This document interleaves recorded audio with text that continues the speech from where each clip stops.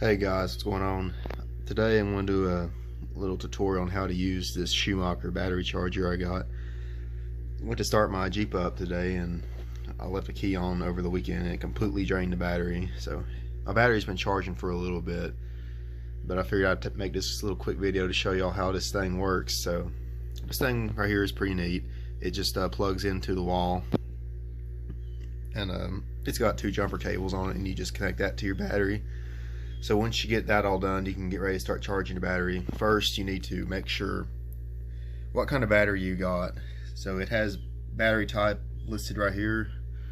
You've got standard battery, AGM battery, which is what mine is, and a gel battery, but I'm not sure what those are. I've never dealt with those before.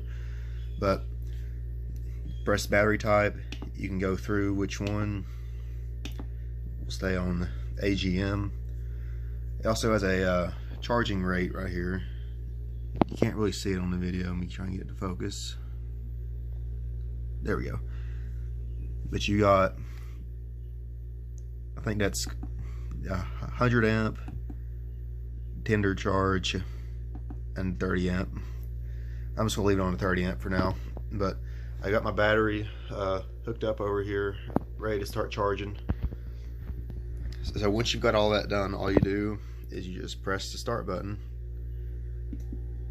and it'll say on. That means it's charging.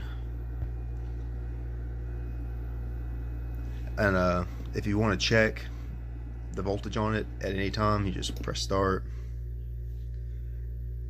and it'll tell you how much voltage is in the battery. And also, once it gets done charging and it's full, it won't keep charging it where it damages the battery. It'll stop and maintain the charge for you. So yeah, that's all there is to using this thing. I'm gonna go inside now and let this thing charge, and when we come back out, it should be fully charged and ready to go. So I hope this video helps y'all out.